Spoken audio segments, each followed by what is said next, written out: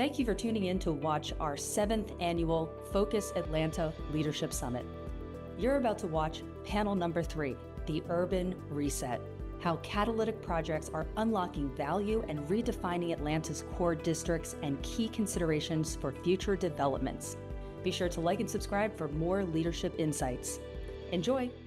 All right, so we have 45 seconds to get through this last panel. We're pretty excited about it. No, I'm going to cut out all the fluff of the framing.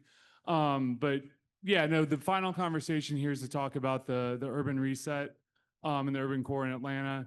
We're literally sitting in it right now. And so we're going to get into all that. We have a really good panel up here to discuss this. I just found out 20 minutes ago that evidently Brian has hired or worked with both Clyde and Eloisa. Eloisa, I think he said he hired you 4 times. So you're doing something right? I'm no dummy. So we're very excited. As we get into the initial questions, we'll let everyone kind of introduce themselves. So kind of to kick us off, and we'll start with you, Brian, and then we can just work our way down the line. When did it feel like the momentum really shifted for Atlanta's urban core? And from your perspective, what was the turning point that signaled downtown and the Beltline corridor were really ready for large-scale reinvestment? Well, let me talk about Centennial Yards first. First of all, welcome to Hotel Phoenix. We just opened this building first week of December. The company I own, so we built the hotel, we're operating, we own the hotel, so it's our flag. CIM Group has a number of hotels across the United States. So welcome. I hope you're appreciating and enjoying it. This building was built at the same time as the building next door. It's called the Mitchell, 304 apartments that opened in October or November. We've already leased about 130 apartments there. There's 3 restaurants at the base of that building. There's a great restaurant in this building in the lobby called Zephyr. There's a pool deck right above us, which will have an outdoor bar, which will open next month called Bless Your Heart. It's open to the public. I hope you come and enjoy. The mayor loved that when we took him out there and he saw that sign. He was taking pictures underneath the sign. And then we'll eventually have a hotel on the roof of this restaurant on the roof of this hotel as well. So what you're seeing right now from my perspective is an enormous amount of momentum. I wish this window was open because you would see steel swinging around, because we're building a Live Nation theater just right out that window. So when you walk out to get in your car, take a look. We just put up a 55,000 pound truss on top of that building just yesterday, which was a big moment for us. So to answer your question, I think the struggle we've had in downtown Atlanta, I think everybody knows this, our downtown hasn't been great. And it was in large part because there was a 50-acre hole in the middle of our downtown. So how can you have a great downtown when you have a 50-acre hole right in the middle of it that disconnects neighborhoods, makes it unwalkable, in some ways makes it was an eyesore because it was just parking lots. And if there wasn't a big event going on, then our downtown looked dead. And so we are capping that. We're building it's a 50-acre project. It'll at the end of the day, it'll be about a $6 billion project.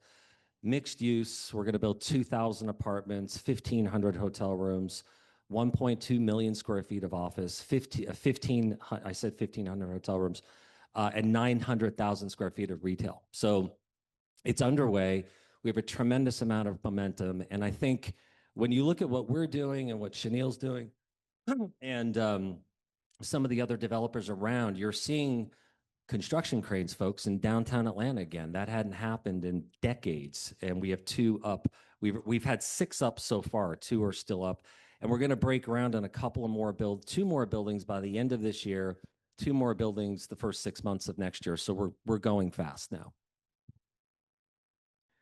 Hey everybody, my name is Shaneel Lalani. I'm the CEO at Lalani Ventures. We own about 2 million square feet of real estate in downtown Atlanta, most prominent being the underground Atlanta. And I think the momentum really, I would like to break it into 2 parts, right? So one is pre-COVID, when, there was announcements of Centennial Yards, coming live, MARTA, and a few other, projects. I purchased underground during COVID when it was closed. And then that was all, dreams, right? Hey, this project is going to come live.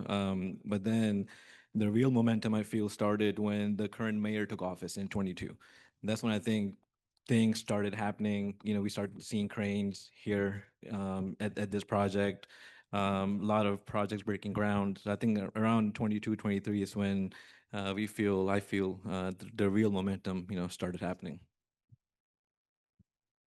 Right. So good morning, everyone. How's everyone doing?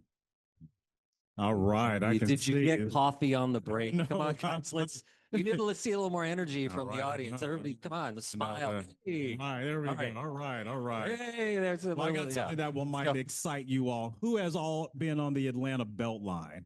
There we go. There we go. All right. So I'm Clyde Higgs. I'm CEO for the Atlanta Beltline. I've been in this role for about 7.5 years. I look at the Beltline from an interesting lens. Most people perhaps look at it as this trail, if you will. But to me, it is perhaps one of the most important economic development projects in the Southeast, perhaps in the country. I'll give you a stat real quick. We've invested about $900 million into the Beltline project to date, which sounds like a big number. But what we've seen is over $9 billion of private investment that's followed the Beltline. That's not a multiplier effect. That is literally investment in the ground. And so when you start talking about return on investment for public dollar, I don't know that there's another public infrastructure project in the country that's giving you a 10, 11 to 1 return on investment. So what I'll ask you to do is start looking at the Beltline in a different lens. We use foot traffic trails to really create community outcomes. That's the bottom line of it. So look forward to future conversations. Absolutely. So they say the best to last, right? Okay, I'm just kidding. All right, I'm sorry. Serious. Dr. Eloise Clementich, proud president and CEO at Invest Atlanta. And when we got this question, I really started to think through what did I really think was the impetus to all of the movement in downtown. And I went back to March of 2010. That's 16 years ago. I was 2. I'm just kidding. I was 10, 20. Okay, I was 20. And what the announcement was the Falcons wanted a new stadium. And so 3 years later, in 2013, the city council would take a vote to invest $200 million in public facility to help facilitate the stadium and the new stadium, which is just around behind us, in front of us, right there. And then I asked the team, can you run, what was our impact? If we had to put a date in since 2013, what have we been able to do? Since 2013, all of our investments have really driven over $18 billion of economic impact as a result. If we put that as a starter date, those investments were anywhere from $7 billion total investments, and we, Invest Atlanta, invested about $1 million. Of that, there were 7,000 housing units, of which 63% were affordable housing units. So looking through the lens, I would say now looking back as a forefront, while you're doing it, you never really think about it, but I would say as a result of the new stadium, then we get the Gulch, Centennial Yards, South Downtown investors, Underground, the Beltline. We have Azalea, the first new grocery store in downtown since 2000. So really this impetus is really driven. If I had to put some target on, I think that would be my target. And just to double down what you said, because I couldn't agree with you more, is you can even go back before that. There was the aquarium, and it was the National Center for Civil and Human Rights, and the World of Coke, and Centennial Olympic Park. All these things feel like an overnight success. Nothing's an overnight success. People have been working on this for decades. What you're seeing now is a culmination of a lot of different investments that are starting to happen.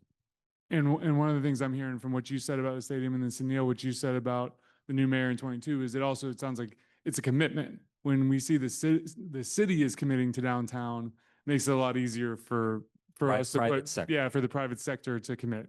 So Because government has to come in first. exactly. Perfect. All right. So Shaneel, going to you. You previously said that the downtown needs to be activated into a 24-hour destination. With Underground's resurgence in major office to residential conversions underway, what do you think is finally making downtown work, and what do you think is missing? So I'll start with the last one, right? What's missing is people living in downtown, right? And what we all are working right now, what we're seeing the momentum is building apartments, and how we can have people staying in downtown. That would be a true 24-hour destination, right? You have all these big conventions, sporting events. We have GSU, one of the largest universities, but historically people have came and people have left. And what we all are working right now, along with the city, with Invest Atlanta, and other private developers, is how do we get them to stay here? With Underground, when I bought it, it was closed. Last year we welcomed over 2 million people at the property, and all of them are coming from different parts of the town. So I think housing is one of the key things. Having a grocery store a block away from Underground or across some of our other projects is a game changer. And as the momentum, we're seeing the commitments from the public, from the government, that this is what we want to do, and makes it much easier. It's not just our battle, it's a battle we're fighting together. That makes sense. I can tell you from my travels, I won't mention the city, but there's a city in the Northeast that I have to go to every year, and you can tell no one lives in that downtown, because when we walk to restaurants, you're kind of like, this is very, very dead. Yeah, just to again add to that point, that for years, and Eloise and I have been working together for a long time. When I was at Invest Atlanta, there was always this question, what do you do about downtown? And when I was CEO of Invest Atlanta, we hired consultants and we studied it. And the bottom line is, it's not rocket science. You got to get more people living downtown. So more people walking their dogs, sitting on the sidewalk, having a cup of coffee, peeking out their blinds at night, calling the police if they hear something or see something. But the big challenge for downtown developers like us, these big sports adjacent entertainment districts, is the Tuesday afternoon, right? It's the Tuesday afternoon problem. When there's not a big event going on, there's not a big convention going on, how do you support all the 900,000 square feet of retail and restaurants we're building right behind me right now? And the answer to that is residential and office. And yes, I said office. We're going to build office. Nobody's building office right now, but my company owns office buildings all across the United States, and we're very confident that 3-4 years from now, the office will be back in full swing, and people will be building offices again. In fact, Cousins, a big Atlanta company, just announced another office building in Buckhead. So that's a good sign that things are turning around. And I think once you have a safe mixed use environment in downtown Atlanta, you're going to get more office users wanting to be down here. Well, and just to verify, who now goes to the office every single day now, 5 days a week? All We right. own office buildings, so I do. It's changing. I think there have been less hands raised if it was Yeah. 2-3 years ago. So I think Absolutely. it's going to. And I've also said, if you are an employer in downtown Atlanta, get back to work full time. The restaurants need you, the dry cleaners need you, the flower shops need you. You got to get back to work. Print the shirts. Print the shirts. Get back to work. I'll build you an office building. Just come see me after. All right, Clyde. In your interview in Focus, you noted that the Beltline is a pathway to commerce worth billions in the follow-up investment, which you mentioned earlier. As capital continues to pour in, how do you balance the affordability and protecting legacy residents? Yeah, that's the key. So when we start talking about Atlanta, our competitive advantage is honestly our culture, right? and I know that I might be offensive when I say this, but if we don't have and protect our culture in Atlanta, we're basically Austin, Texas. Hey, actually, I moved from Austin, Texas, back to Atlanta, so I mean, we'll say. if it hurts, it was intentional. That is that, and I'm really serious about this. Like, think about why companies move to Atlanta. Is it because of our beach? No, it's because of our culture.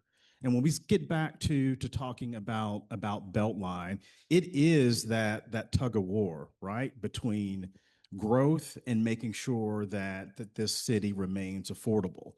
I don't like to necessarily say balance, because balance seems like it's a constraint mindset versus that it actually, if you're inclusive, it actually fuels growth. It's not a balance, it's not a tug of war. You should be proactive when you start thinking about affordability. And that's one of the things that we have to focus on.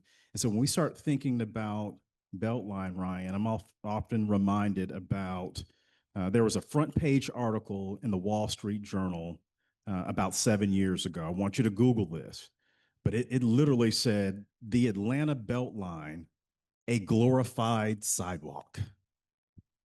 Front page. Don't Google that. Yeah, don't give them clicks. But actually the article was very complimentary of what we do. Because if you look at the content, it was actually a good article, because it talked about, like, we're not just this glorified sidewalk, but we're also about economic development, job creation. There's been over 30,000 jobs created along the Beltline. We got to talk about density, we got to talk about transit, and we got to talk about housing affordability. And we've been very sophisticated over the last 10 years. I would say the collective IQ of the city has gone up by 20 points when it comes to housing affordability. We have legacy resident retention funds. Like, we literally are paying legacy residents property tax bills as they increase, as they see all these new investments coming on. They start looking at their tax bill. We have the ability to literally pay for that. And so when we start talking about this balance, it's not a balance, because that feels like a constraint mindset. It really is, affordability helps to fuel growth. It's not a scarcity mindset. That's awesome. Makes sense. So, Clyde, when I recruit companies, I always say, "Oh, Beltline, it's our new beachfront property." Should I change that? I guess so. It's a mindset. There you go. It's a zen. Thank you. Well, that actually kind of tails in nicely with Invest Atlanta. It's helping drive several of downtown's largest projects, collectively representing billions in economic impact, thousands of jobs, new housing. From your business perspective, how do you ensure those investments translate into equitable growth, small business opportunities, and long-term neighborhood sustainability? I just want to do a quick shout out to the Invest Atlanta table over there. Just want to thank all the individuals that make it happen. I get to sit up here, but it really is them that do all the work. So for us in particular, downtown and any small business in the city, we're going to keenly focus on what we can do to ensure that it's really local entrepreneurs, small business, mom and pops, that we're really recognizing those individuals that have been here for years and years. And I'd say there's 5 key things that we do at Invest Atlanta. The first one is we also have a loan portfolio. Now, if you rolled your eyes, don't roll them quite yet, because if you're a small business, what is the current interest rate that you are probably paying right now? Anyone want to shout out? This is called a technique to make sure you're awake. 8. All right. Thank you. 8%. I've heard 12%, 15%, right? We're at 3%. And we created a brand new tool, thanks to the World Cup that's coming, where you can get a loan and there's no payments until August, right? We're really trying to think how we can help our small businesses. Can we get a loan? No. Small. The operative word is small. Right. There you go. All right. First is small. Second is grants. So we also do grants for small businesses that are within our tax allocation districts, which is a big conversation for us right now.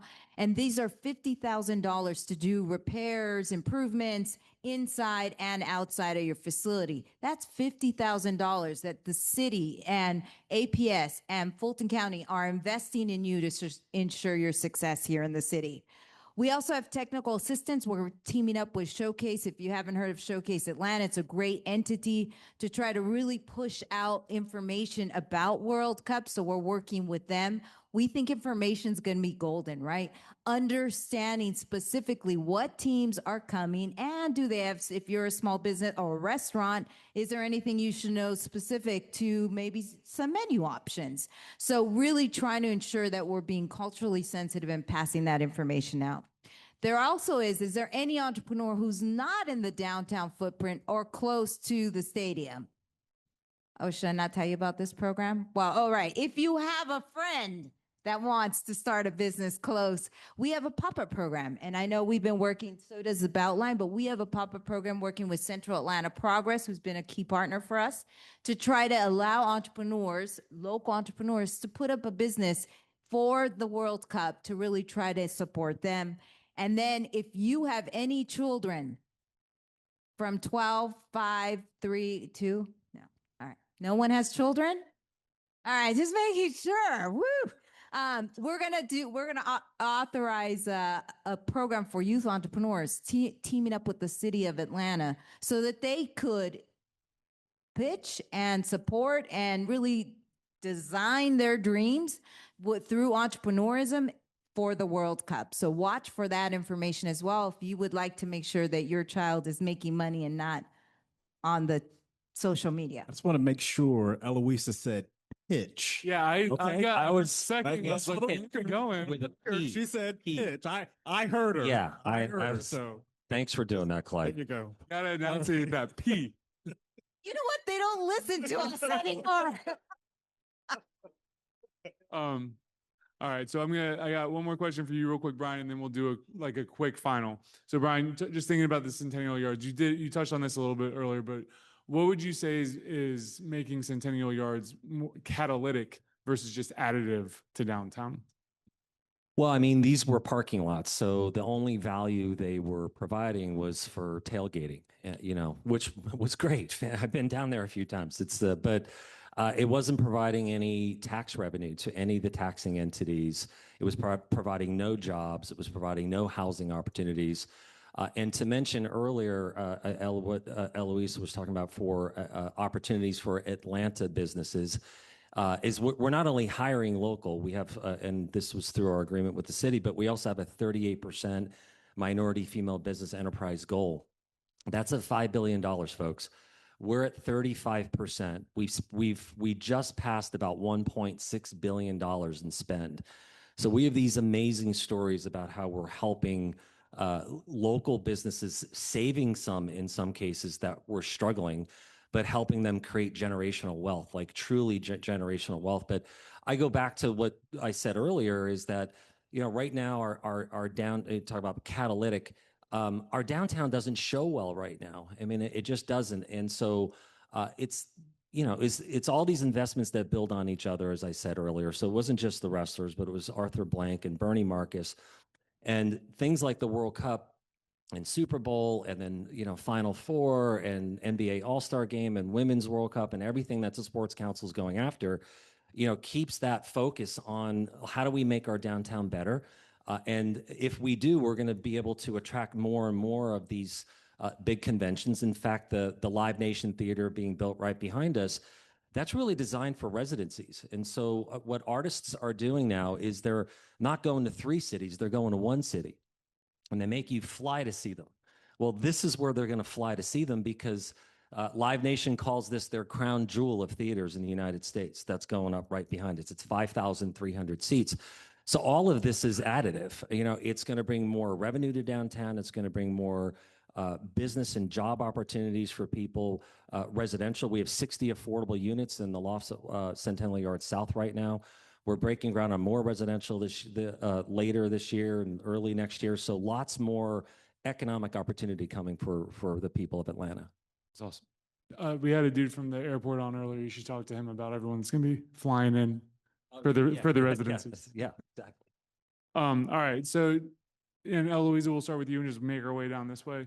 So just to close, in just like a word or two, looking ahead to 2030 and beyond, what key consideration should guide the next phase of urban development in Atlanta's core? I would say the next thing that we have to really focus on is what is the future going to be of downtown. And I would say that if we look today, so what you know of your downtown today is not going to be your downtown of the future. There are 8 key projects that are going to change the trajectory of where we're sitting right now, starting with the Civic Center site, coming down to the Stitch, coming down to your project, the Underground, coming all the way to 2 Peachtree, 143 Alabama, Sweet Auburn, and obviously the Gulch at the heart. And South Downtown, we think that there's going to be about 8,500 units that are going to come online. And most of those projects are funded. At least phase 1 of those projects are funded. So these aren't projects that are just on a shelf. And then we looked at that would be about $15 billion of investment.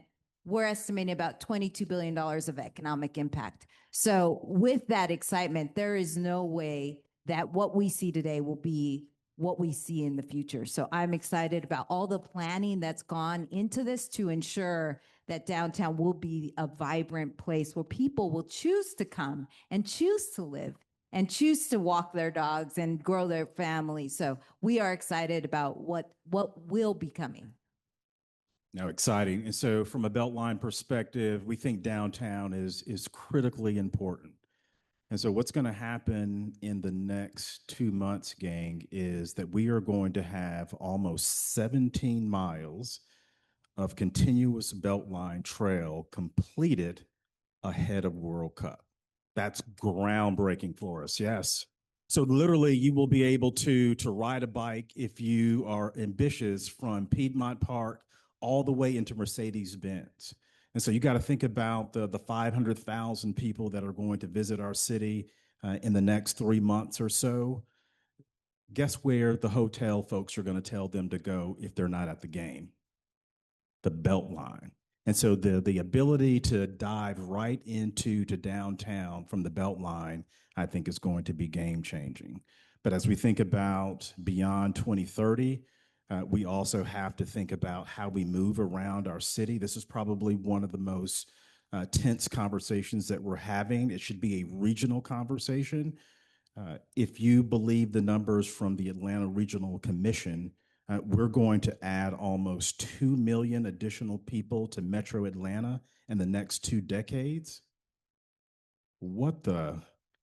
Hey, clearly we are not full, right? I mean, so we have to figure out transportation solutions for the region.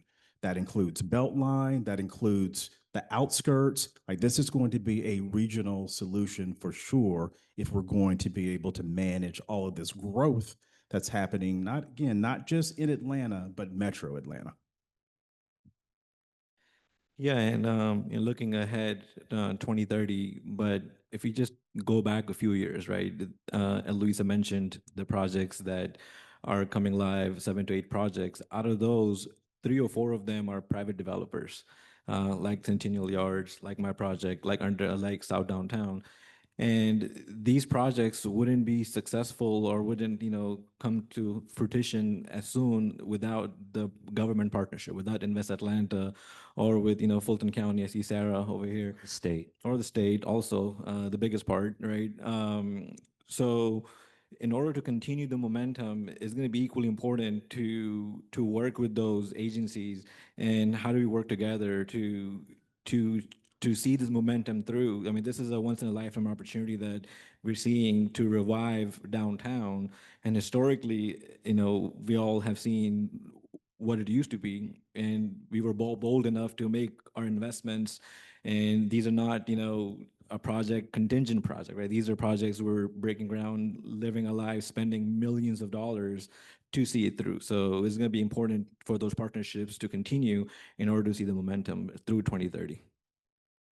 Yeah, and I'll just add, there's a federal incentive too. You're sitting in a federal opportunity zone. So this building and that building were built because of the federal opportunity zone. So for the nerds in the room, you can check that off your box. You're in an opportunity zone. I'll say you said one or two words. The one word is it, and Clyde nailed it, and I talk about this often, is mobility. So I'm an economist, so you can't grow your economy if you can't move people, goods, and information. So that's going to be a natural growth restrictor on our region. Despite what ARC projections are on population growth, you're not going to be able to hit those numbers unless we're able to move people around the region better than we do right now. We're not good at that. I think we all know this. And in downtown, you think about what we're adding. You know, what we're adding alone, we've estimated is about $1 billion a year to regional GDP. So our regional GDP is $330 billion or something like that. This alone is going to add $1 billion to that number. So you think about how do you get, and this is a big question we get from everybody, is how do you get people in and out of downtown? Well, mobility. We need more bike lanes. We need the freeway intersections that bring you in and out of downtown were designed in the 60s and built in the 70s. That was before this, that, all the things I talked about earlier. They're not designed to get people in and out of downtown in an efficient way. The streetcar, that needs to be expanded. There's just no question about it. It was never intended to be a little merry-go-round that is today. It was meant to be extended.